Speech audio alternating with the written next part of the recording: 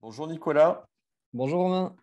Ravi de te retrouver aujourd'hui pour une présentation de ton app Méloc. Est-ce que, avant qu'on commence à rentrer dans le détail de ce que c'est, des fonctionnalités, tu peux te présenter en quelques mots? Alors en quelques mots, moi je suis entrepreneur depuis une quinzaine d'années. Je suis spécialisé dans le digital. J'ai créé une société depuis 2016 qui s'appelle Wobility et qui développe différents produits et solutions pour voilà, des clients, grands comptes et PME. Et depuis 2018, j'ai du coup acquis une résidence secondaire dans les Pyrénées et on l'a mis en location et c'est un petit peu comme ça qu'on a mis le pied dans la location saisonnière et qu'on a eu l'idée après de développer Jéréméloc puisqu'on s'est rendu compte qu'il y avait des choses qui ne nous correspondaient pas au niveau de ce qui était proposé sur le marché. D'accord. Donc, comme tous les développeurs geeks, tu t'es dit, quand il y a un problème, je vais moi-même développer la solution. Oui, c'est ça. Bah, alors, c'est un peu plus poussé que ça. C'est qu'en plus, certains développeurs, comment ils sont assez perfectionnistes. Et du coup, s'ils n'ont pas exactement ce qu'ils veulent en termes de fonctionnalité, on est un petit peu frustré. Et puis, des fois, on se dit, bon, ben, voilà, autant essayer de lancer notre système et puis voir comment ça fonctionne. Parce que moi, j'avais vraiment des problématiques particulières et j'ai vraiment pas trouvé de solution qui me permettait de faire ce que j'avais besoin. OK. Bon, du coup, est-ce qu'on peut découvrir ce que c'est, à quoi ça ressemble et ce qu'on peut faire Ouais, avec Méloc? bien entendu. Je te partage l'écran. Ouais. Allez, c'est parti.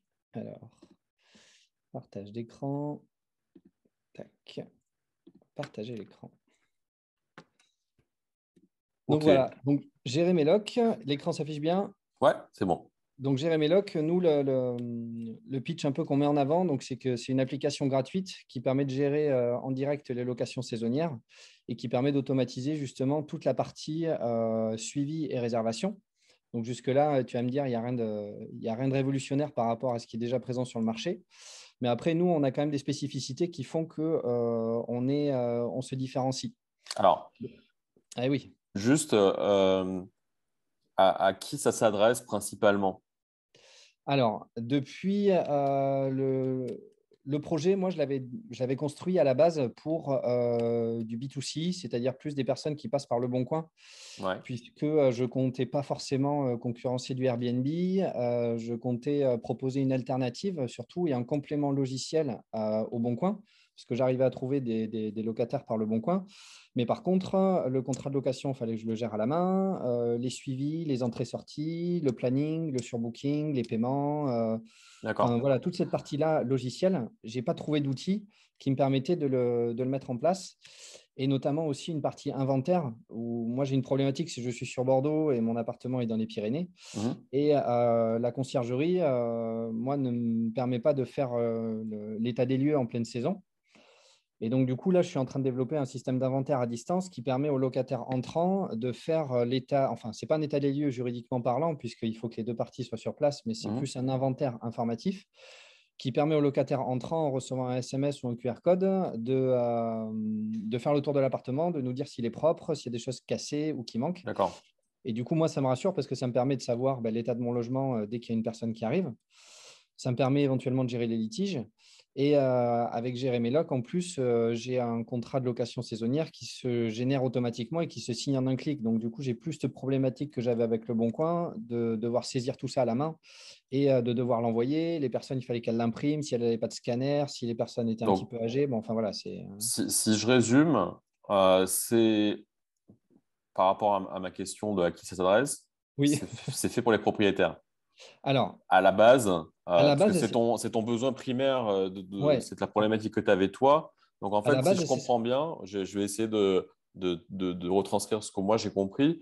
Oui, C'est c'est une app, enfin, c'est des fonctionnalités qui sont là pour combler un manque pour un propriétaire qui, jusqu'à présent, potentiellement loue sur le Bon Coin, peut-être aussi sur Airbnb, mais enfin, oui, qui loue sur le Bon Coin et qui, par contre, une fois qu'il a réussi à avoir un locataire, il doit gérer manuellement tout le reste, oui, voilà, avec c'est des ça. SMS, avec des mails, etc. Donc, toi, tu viens combler cette partie-là de, Voilà. de faire gagner du temps sur toute la partie organisation du séjour, contrat, Tout à fait. relations Sachant que voyageurs, etc. Sachant que depuis, pour compléter du coup la réponse, Depuis le lancement, parce que ça fait 2 ans que je développe le projet, on a lancé en début d'année et depuis, ma cible a évolué et j'ai même un cœur de cible qui s'est recentré maintenant sur du B2B professionnel Mhm. et qui s'axe plus sur des conciergeries, sur des petites conciergeries. Parce D'accord. qu'en fait, des grosses conciergeries qui ont, je ne sais pas, 100, 200 biens, ils vont avoir vraiment besoin d'un gros channel manager, d'un PMS, ainsi de suite. Et là, ce que j'ai de plus en plus, parce que là, j'en ai déjà une quinzaine qui m'ont contacté, avec qui je commence à travailler, c'est des petites conciergeries qui ont 5, 10, 15, 20 biens, voire j'en ai une, elle a 50 biens. Mhm. Et donc, eux, ils souhaitent vraiment optimiser les coûts, le rendement. Et ils essayent vraiment d'optimiser parce que, en termes de charges, les 20% que prend Airbnb, plus eux, les frais, plus le prix du marché, plus tout ce qu'on connaît, ça fait qu'ils ont très peu de rentabilité derrière. Mhm. Et il y en a beaucoup qui essayent de passer en direct. Ouais. Mais donc, du coup, ils ne sont pas forcément protégés légalement parce que le contrat, il faut qu'ils le fassent à la main. Mais à partir du moment où on a 10, 15, 20 biens, ça commence à être compliqué. Ouais. Et moi, c'est la première problématique que j'avais rencontrée, c'était générer un contrat de location automatiquement et qui se signe automatiquement. Parce que des produits comme DocuSign qui signent un document, ça existe, mais des applications qui permettent de générer un contrat de location avec les conditions de location et avec tout ce qui va derrière, avec les paiements, la signature électronique Mhm. et tout ça, que ça se fasse en 2 clics, mais ça, moi, je n'avais pas trouvé cette solution sur le marché. Et c'est vraiment ça, moi, que j'avais besoin pour compléter les personnes que j'avais soit en direct via Le Bon Coin, mais je me suis rendu compte finalement que ces conciergeries qui n'avaient pas ou qui avaient d'ailleurs la carte G, donc ça, c'est un autre aspect de l'appli que je peux développer un petit peu après si tu veux, mais c'est quelque chose qui les intéresse énormément. Ok. Après, c'est intéressant ce que tu dis parce qu'effectivement, il y a quelque chose de très fort dans ton projet, c'est cette volonté de travailler le direct. Puisqu'à à la base, l'outil est fait pour des personnes qui font de la location en direct. Oui, Et surtout, au-delà de ça, donc au-delà de faire un outil pour aider à gérer ces réserves en direct, tu as rajouté derrière une brique qu'on verra après, Holiday Lock, pour en plus le favoriser et le développer. Donc, oui. c'est vraiment quelque chose qui est très présent dans ton projet. Est-ce que tu peux, là on est sur ton site, est-ce que tu peux Oui. nous présenter rapidement les 5 fonctionnalités clés de l'outil? Alors, bien sûr, avec plaisir. Donc, les 5 fonctionnalités clés, nous, de l'appli, c'est que vous avez une interface sur Jéréméloc quand on crée son compte qui permet d'ajouter un bien ou plusieurs biens. S'il y a plusieurs biens, ça crée une page spéciale conciergerie qui liste toutes les conciergeries sur une même page et située sur une map. Donc, ça, c'est Très bien. pour les personnes qui ont des conciergeries qui souhaitent juste partager leurs biens, ils auront la possibilité de le faire. Mhm. Ça crée une sorte de site one page en fait avec toutes les informations qui sont condensées à l'intérieur. Ensuite, bien sûr, il y a la partie calendrier et tarifs. Donc là, nous, on a des petites spécificités puisque le but que j'avais en tête, étant donné que j'avais pas mal d'expérience sur l'utilisation d'Airbnb et sur l'utilisation du Bon Coin, j'ai vraiment essayé de faire un mix entre les deux mondes et ce que j'ai trouvé même sur d'autres logiciels de Channel Manager ou de PMS pour pouvoir essayer d'ajouter petit à petit des briques et des fonctionnalités qui soient vraiment intéressantes. Donc là, bien sûr, on a la synchronisation des calendriers avec Airbnb et Booking, donc c'est au format e-call. Mhm. Donc, je sais il peut y avoir un délai suivant les systèmes. Nous, au maximum, on synchronise ça, c'est moins de 10 minutes. Donc, nous, on récupère toutes les dates d'Airbnb et Booking toutes les moins de 10 OK. minutes. Et après, et bien sûr, c'est bidirectionnel, donc que ça soit dans un sens ou dans l'autre. À l'heure actuelle, donc ça, c'est quelque chose qu'on va développer, mais que j'ai pas, mais c'est une demande que j'ai eue la semaine dernière avec les conciergeries qui commencent à travailler avec nous, c'est d'avoir une vue planning Mhm. avec la liste de tous les biens. Donc là, pour l'instant, ce n'est pas disponible. Ça arrivera début de l'année prochaine. Mais en attendant, on peut proposer une alternative. C'est d'utiliser l'export de calendrier e-call justement avec un Google Agenda. Et ça permet de voir toutes les entrées-sorties qu'il peut y avoir Ouais. sur un planning avec tous les biens, avec un affichage par mois, par exemple. Donc ça, c'est la petite alternative qu'on propose. Quand il y a des besoins, on essaie vraiment de trouver une alternative en attendant qu'on développe la fonctionnalité. Ensuite, sur la partie calendrier, toujours, la petite subtilité, moi, que j'avais appréciée et que j'ai mis en place, que j'avais trouvé pratique, c'est que j'affiche les vacances scolaires. C'est les petits vacs là, ici. Donc, C'est franco-français pour l'instant, Mhm. mais j'affiche les vacances scolaires parce que moi, ça a un impact sur mes prix pour la très haute saison notamment. Et après, j'ai mis un système de période aussi qui me permet, avec les couleurs, d'avoir des tarifs par période. Et ces tarifs par période, à contrario d'Airbnb ou Le Bon Coin, si sur 2 ans, par exemple, je mets la période de juillet-août en haute saison et que je veux changer ce tarif-là, j'ai juste à changer une fois ce tarif de haute période dans ma configuration d'appartement et ça se répercute sur toutes les dates de mon calendrier. Alors que sur Airbnb ou Le Bon Coin, on est obligé de sélectionner toutes les dates une par une, enfin une Mhm. par une. On est obligé de sélectionner les 2 créneaux ou les 3 créneaux ou les différents créneaux et de mettre les dates à la main. Donc ça peut être un peu plus compliqué. Moi, j'avais trouvé que c'était pratique cette fonctionnalité, donc c'est pour ça que je l'avais rajouté. OK. Ensuite, bon, mais il y a une partie réservation qui est assez simple pour l'instant, qui permet de prendre les réservations, de les accepter ou de les refuser. À la petite particularité, donc vraiment qu'il faut prendre en compte avec Jérémy Locke, c'est Quand tu dis, que juste pour que ça oui, soit clair, euh, donc on synchronise ces résas Airbnb, Booking.com avec un iCal. Donc du coup, dans Jérémy Lock, on voit ces dates qui sont bloquées. oui. Là, tu viens de dire, on peut accepter ou refuser des réservations. Elles viennent d'où ces réservations qu'on peut accepter ou refuser? Alors ça, les réservations acceptées ou refusées, c'est celles qui arrivent de Jérémy Locke. D'accord, ok. Là, pour te donner un exemple, tu vois, là, moi, par exemple, en décembre, j'ai une réservation Airbnb là, du 22 au 26. Mhm. Et là, ici, moi, j'ai une réservation ici qui a été faite sur Jérémy Locke. Que tu as créé manuellement, Ah non, c'est une vraie réservation. Là, on est sur mon appartement. donc On qui est vient sur de ton site web que tu as qui vient généré. de Jérémy Locke, ouais. Ok. Donc après, bon, je sais pas, je vais pas cliquer sur la résa parce qu'après, on tombe sur le détail de la résa et les coordonnées de la Ouais. cliente. Donc, je préfère pas le montrer, mais je pourrais montrer un exemple tout à l'heure sinon. Mais en gros, ça se présente de cette manière-là. Ça, c'était un test que j'avais fait. Mais donc voilà, après, on a le résumé ici de la réservation. On a les coordonnées de la personne. Mhm. Et là, ici, on a la possibilité d'avoir un suivi pour mettre les acomptes, quand est-ce qu'on reçoit les paiements, ainsi de suite. D'accord. Donc on a ça avec sa propre page web, on peut prendre des résas directs. Oui. Du coup, tu parles d'accepter ou refuser. S'il n'y a pas de notion de réservation instantanée ou Alors, si? justement, j'allais y venir. Ok. C'est-à-dire que là, nous, la grosse particularité qu'il faut comprendre avec Jérémy Locke, et c'est pour ça qu'on propose un modèle tarifaire, donc j'en parlerai après, mais particulier, c'est que nous, on n'est pas tiers de confiance. On ne se présente pas comme une plateforme de location saisonnière, même si on a vocation à avoir quasiment les mêmes fonctionnalités. On est un outil de gestion, une application de gestion qu'on met à disposition des hôtes, des conciergeries ou des agences IMO qui font de la location saisonnière. Et nous, on ne traite pas l'argent, on ne prend pas l'argent, on fait vraiment de l'affichage des données. Et puis après, c'est Hmm. vraiment l'agence, la conciergerie ou le particulier qui se mettent directement en relation avec le locataire. Ils signent le contrat entre eux, ils font les transactions d'argent entre eux, ils gèrent les litiges entre eux, ils gèrent les cautions entre eux. Enfin D'accord. voilà, tout est géré entre eux. Nous, on n'a pas de staff derrière qui va faire la médiation en cas de problème, ainsi de suite. Pourquoi on a fait ce choix-là? Parce que moi, j'étais particulièrement frustré d'Airbnb. On a eu le cas, cet été, j'ai eu le cas d'une personne, moi, qui a cassé les toilettes. Et typiquement, voilà, j'ai mis une caution sur Airbnb. Et ce que je trouve aberrant, c'est que la personne a la possibilité de refuser de payer la caution. Ouais. Donc, je ne vois Hmm. pas trop à quoi ça sert. Mais bon, moi, j'ai eu de la chance. La garantie haute a pris le relais et j'ai eu 80% qui a été remboursé. Donc, je m'en suis bien sorti sur cette fois-là, mais je sais que ce n'est pas le cas forcément pour tout le monde Ouais. à chaque fois. Ok. Donc, voilà. L'idée, moi, de se dire on est en direct, c'est qu'on prend son chèque de caution ou son paiement en direct et puis on est libre de ça. Ouais,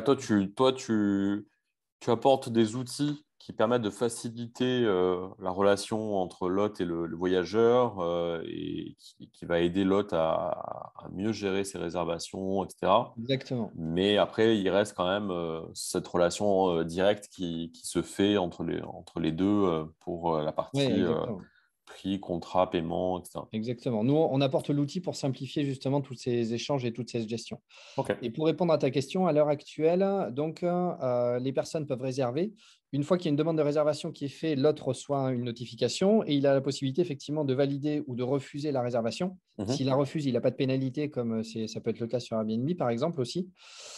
Et donc, à terme, là, donc d'ici la fin de l'année, on va sûrement intégrer Stripe pour pouvoir prendre des réservations instantanées. et pour pouvoir faire les cautions avec les empreintes bancaires. Donc, tout ça, l'idée, c'est de l'intégrer entièrement dans Jéréméloc. Et une fois que l'hôte ou la conciergerie a créé son compte Stripe, ils mettent juste le lien ou la clé qu'il a besoin dans la configuration de Jéréméloc. Et après, tout se gère dans Jéréméloc. OK. Donc voilà, et à partir de là, donc ça sera une option facultative puisque tout le monde ne veut pas forcément recevoir des réservations instantanées. Et il y en a, ils veulent valider le profil des voyageurs avant la réservation. J'ai le cas notamment sur le bassin. Il y a des villas maintenant que j'ai rentrées là, qui se louent à 5 000 € la semaine.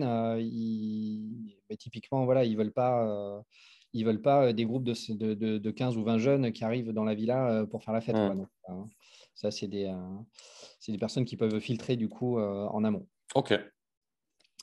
Donc ensuite, la partie contrat et inventaire. Donc l'idée du contrat de location, comme je te disais, c'est de pouvoir générer ça automatiquement.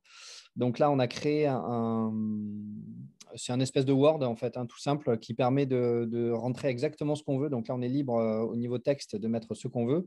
Et après, on a des petites variables en bleu qui sont disponibles ici et qui permettent de rentrer des mots-clés qui vont se remplacer automatiquement après derrière.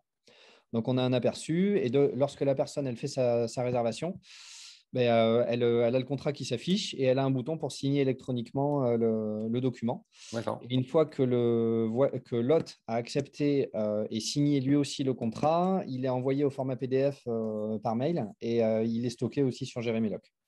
OK. Donc voilà, la partie inventaire, donc du coup, j'en ai parlé un petit peu tout à l'heure, un inventaire adaptatif. Moi, j'utilise actuellement un prototype sur mon site que je suis en train d'améliorer. Et après, d'ici le début d'année, sûrement, je le rendrai accessible à tout le monde après. Et après, le tableau de bord, bon, mais ça sera le tableau de bord qui arrivera. Il n'est pas extrêmement fourni pour l'instant. Mais ça, voilà, c'est parce que l'appli est quand même assez récente. Donc ça, on va le développer au fur et à mesure aussi des demandes qu'on peut avoir. OK, super.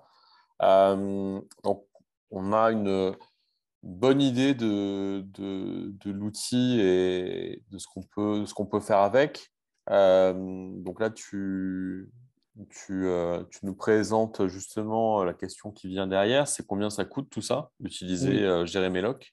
Effectivement. Donc là, le parti pris qu'on a pris, c'est de dire on essaye, nous, de ne rien facturer, que ce soit aux professionnels ou aux particuliers, et on va se rémunérer uniquement sur les frais de service qui sont facturés aux voyageurs. Donc là, à l'heure actuelle, Le Bon Coin, si on utilise leur système de paiement, ils prennent 6% de commission. Et donc, bien sûr, si vous passez en direct, donc on est à zéro, mais c'est sur leur système de paiement. Donc après, voir si les personnes veulent basculer après sur Jéréméloc, s'il y a juste de la prise de contact. Et après, sur Airbnb, on est sur du 17% voyageurs et du 3% hôtes en moyenne. Donc là, après, je sais qu'ils sont en train d'essayer de tout faire basculer sur l'hôte actuellement. Mais voilà, donc nous, l'idée, c'est de dire, nous, on a 3,9% de frais qui sont facturés uniquement aux voyageurs. Mais la petite subtilité, comme je l'expliquais tout à l'heure, c'est que nous, étant donné que nous ne sommes pas tiers de confiance, il y a un système de rétrocession qu'on a mis en place, c'est-à-dire que le voyageur paye nos frais de service directement à l'hôte pour que nous, on évite d'avoir ce problème avec la carte G et les transactions financières. Et après, une fois par mois, en fin de mois, à partir d'un certain seuil de 15 €, il y a une facture de rétrocession qui est faite soit à la conciergerie ou à l'agence, soit à l'hôte. Et il faut qu'ils procèdent avec un paiement carte bleue ou un prélèvement à la rétrocession des frais de service qu'ils ont collectés pour nous. D'accord. Donc voilà, c'est le modèle qu'on a trouvé un petit peu pour dire voilà, nous, on propose le logiciel, on a quand même un système de commissionnement, mais on n'a pas cette problématique juridique et financière de dire, voilà, l'argent transite par nous, juridiquement et commercialement, c'est compliqué à mettre en place. Donc, du coup, cette alternative, on l'a trouvée intéressante et c'est pour ça qu'on a développé un petit peu ce format de rémunération et de rétrocession. OK, d'accord. OK, donc pour utiliser toutes les fonctionnalités, le coût, il est supporté par le voyageur qui paye des frais de service de 3,9%. Oui, c'est ça. OK. Donc là, typiquement, quand même, pour se rendre compte, là, la villa qu'on a rentrée la semaine dernière, qui est sur le Cap Ferré, c'est une villa qui se loue 5 000 € la semaine. 5 000 € la semaine, c'est 1 000 € de frais de commission Airbnb, grosso modo, quand on compte les 20%. Avec Jéréméloc, du coup, on est à 390 €. Donc, ça fait quand même un sacré écart. Ces 3,9% sont calculés uniquement sur le prix des nuitées. Ils ne sont pas calculés s'il y a des frais de ménage, des choses comme ça. Est-ce que Alors, c'est ils ne sont pris pas en compte? calculés sur les frais de ménage. D'accord. Par contre, il y a les services additionnels qui sont disponibles sur Jérémy qui permettent de rajouter des services optionnels comme on veut, c'est-à-dire, je ne sais pas, des cours de surf, Ouais. des draps, des petits déjeuners, toutes les options de gîte, du champagne. Voilà, on peut les rajouter au moment de la commande. Ouais. Et donc là, les 3,9% sont mis à ce moment-là. OK. La petite subtilité, sachant que c'est 3,9% hors taxe, et du coup, sur ces 3,9% qui seront calculés, après, nous, on rajoute, donc par exemple, sur 10 euros, on est à 3,90 €. On rajoute, non, sur 100 euros, on est à 3,90 €, donc on rajoute 20% après de taxes. OK. D'accord. Donc voilà. Et juste potentiellement pour conclure, puisque maintenant on sait à quoi ça sert, combien ça coûte et Oui, qui ça, et qui ça aide. oui, Je parlais tout à l'heure dans l'ADN du projet qui avait vraiment cette volonté d'aller sur la réserve directe. oui, Euh, donc, la personne qui va utiliser Jéréméloc et qui jusqu'à présent mettait son bien sur Le Bon Coin ou potentiellement sur Airbnb, oui, elle a un outil où elle va pouvoir centraliser plus, faciliter son quotidien et sa page web pour pouvoir prendre ses résas directs. oui. Mais aussi, en fait, ce que tu as rajouté par-dessus, c'est un portail, en fait, où tu vas lister toutes les biens des personnes qui utilisent Jéréméloc. Oui, tout à fait. Et donc ça, c'est un petit peu, alors c'est le parti pris. J'ai longtemps réfléchi de me dire est-ce que je fais comme Airbnb et je garde qu'une seule marque et je fais un mode hôte et un mode voyageur, ou est-ce que je pars sur deux marques? Mais étant donné que je suis parti un petit peu sur la stratégie d'avoir un nom français parlant, Jéréméloc, un peu dans la dynamique du Le Bon Coin, je me Mhm. suis dit Jéréméloc, ça ne fait pas forcément rêver pour les voyageurs. C'est le retour en tout cas que j'ai eu de ma communauté. Et donc, voilà, après échange avec la communauté, je me suis dit, bon, mais finalement, je vais créer une deuxième marque. Donc, même si Mhm. c'est un peu plus compliqué à gérer techniquement, je l'ai mis en place comme ça. Et donc, alors, excuse-moi, j'ai plein de notifs qui s'affichent. Que je reprenne le fil. Donc, du coup, l'idée lock, effectivement, je l'ai mis en place parce que je me suis dit, c'est l'équivalent, c'est un peu le pendant d'Airbnb sur le mode voyageur, effectivement. Et Jéréméloc, c'est le mode hôte sur Airbnb. Donc, c'est vraiment, les services fonctionnent vraiment ensemble. Et si on veut déposer une annonce sur Holiday Lock, on est obligé de passer par Jéréméloc. Voilà, Ouais, bien sûr. Mhm. les deux sont vraiment liés. Et, et, effectivement, à partir du moment où on s'est dit, on a un outil PMS sur Jéréméloc qui nous permet de gérer les propriétés, on a les photos, on a les dates, on a tout ce qu'il faut. Je me suis dit, c'est dommage de ne pas valoriser tout ça, le mettre en avant et pouvoir justement proposer les logements à la location aussi sur le site. Ouais, puis il y a un vrai intérêt de la part des utilisateurs qui utilisent Jéréméloc, déjà de mettre en avant leur propre page où il y a leur propre location, mais pourquoi pas aussi de faire la pub du portail en disant, voilà, pour aller un peu évangéliser et dire aux gens, bah voilà, favorisons la réservation directe. Donc, vous avez un portail où vous avez mon logement ou d'autres, et là, vous êtes en direct avec des propriétaires ou le gestionnaire sans les Oui, commissions. tout à fait. OK. Alors, je voulais faire une démo des dates. Il faudrait que j'arrive à trouver une date où, voilà, où il y a des dispos. Mais donc voilà, en gros, donc là, la personne, par exemple, elle a mis des frais de ménage, il y a des frais de service, et puis là, il y a le prêt à la nuitée. Mhm. Après, on a la possibilité de rajouter des réductions aussi, on a la possibilité de rajouter, bon, enfin voilà, plein d'éléments particuliers. Je ne sais pas si cette personne a activé les contrats de location. Non, elle ne l'a pas mis, mais sinon, c'est à cette étape-là où la personne, là où elle a le résumé de sa réservation, ou ici, si l'option contrat qui est facultative est activée, la personne peut signer, voir le contrat et le signer à cette étape-là. D'accord. OK. Et donc là, un petit peu comme sur les sites de vacances comme on connaît, hein, on a la possibilité de faire une recherche ici directement par localité. Ensuite, on fait une recherche par date, par nombre de voyageurs. Et après, ça nous calcule automatiquement les disponibilités et ça nous affiche les lieux et les emplacements disponibles avec le calcul du tarif D'accord. en fonction de la zone. Donc après, ce qu'il faut comprendre, c'est qu'effectivement, nous, notre projet, même s'il est ambitieux et que je vais continuer à le développer, il est effectivement récent, on a une petite structure, on n'a pas le budget d'Airbnb ou Booking pour arriver à se démarquer. Après, voilà, avec des sites comme des sites de petites annonces comme Le Bon Coin, où il y a pas mal de visibilité sur les réseaux sociaux, faire éventuellement des ads sur Google et sur Facebook, on arrive quand même à avoir de la réservation et de la visibilité.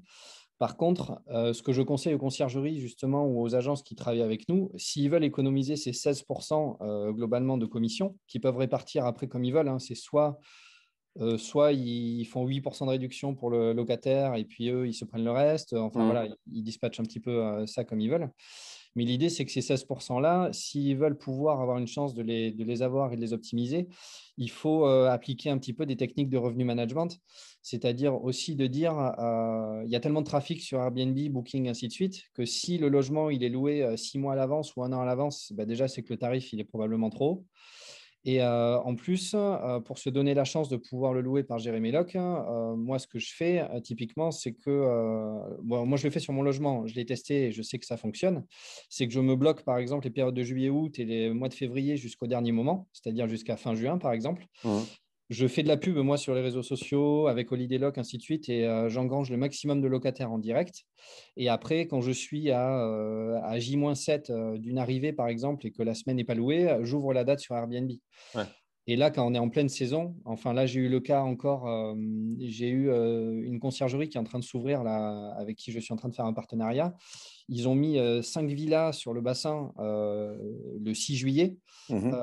Dans la matinée, en 4 heures, ils avaient rempli tout juillet-août. Ouais, bien sûr. Donc, en Mhm. fait, il y a un tel trafic, c'est de dire, il faut arriver à jouer sur ça aussi, de dire, il ne faut pas avoir peur forcément de ne pas louer, parce que c'est ça surtout qui bloque la plupart des gens qui ne connaissent pas trop le marché. Et de se dire, il faut vraiment essayer de favoriser le direct, soit par le bouche à oreille, soit effectivement les petites annonces, les réseaux sociaux, fidéliser les clients pour passer en direct, parce que l'économie est réelle derrière. Mhm. Surtout quand on a des biens où ben, c'est 800 euros par semaine qu'on peut économiser sur des grosses villas ou des châteaux, hein. On a aussi un ou deux châteaux sur Holiday Lock. Et donc forcément, après, le coût de commission, il est énorme, hein, et le gain, il peut être gigantesque après sur toute une saison, hein. Ouais. Sachant que pour une conciergerie, c'est multiplié par le nombre de biens. Donc après, nous, l'estimation que j'ai fait, la conciergerie, là, nous, avec laquelle on est en train de travailler, ils ont 50 biens potentiel sur l'été prochain sur le bassin d'Arcachon à 2 000 euros la semaine en moyenne. Donc, c'est à peu près 800 000 euros de volume de location. C'est 160 000 euros de commission Airbnb Mhm. et c'est 39 000 de commission Jérémy Loc. Donc, il y a quand même plus de 100 000 euros d'écart. Donc, du coup, Ouais. voilà, ce que j'essaye de dire aux conciergeries et de leur expliquer, c'est qu'après, le gain, il peut vraiment être énorme.